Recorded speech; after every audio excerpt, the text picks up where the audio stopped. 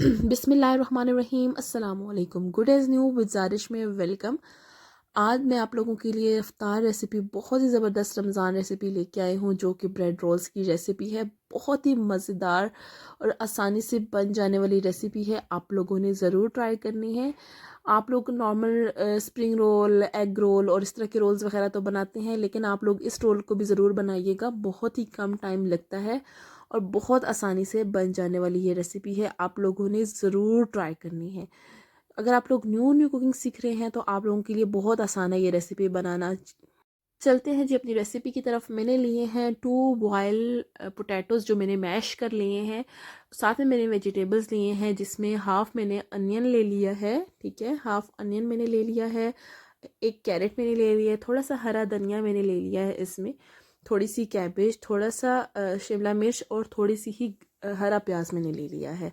सब वेजिटेबल्स को मैंने इन आलू की फिलिंग रेडी करनी है और इसमें मैंने ऐड कर लिया है। सब वेजिटेबल्स को मैंने कटे ही ऐड कर लिया। अच्छा, वेजिटेबल्स को मैंने सोते नहीं किया, क्योंकि एक तो सोते करने में टाइम भी बहुत लगता है और एक जो वेजिटेबल्स का रोल में क्रंच आता है वो भी नहीं आएगा सोते करने की वजह से।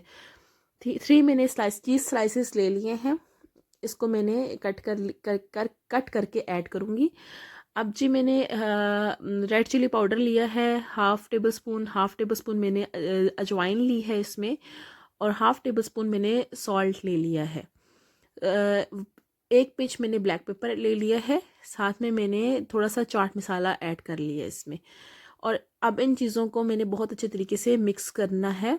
ठीक है, आप चाहे तो स्पून की हेल्प से भी इसको मिक्स कर सकते हैं, लेकिन सब सब सब मटेरियल को इक्वली बैलेंस होना चाहिए। सब चीज़ों को इसमें अच्छे तरीके से मिक्स हो जाना चाहिए। चाहे तो आप स्पून की हेल्प से करें, चाहे तो आप हाथों की मदद से इसको मिक्स कर लें।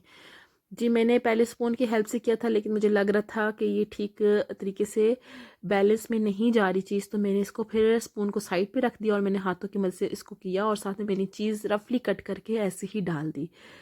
साथ में जी मैंने लिए हैं 8 से 10 ब्रेड के स्लाइसेस लिए हैं।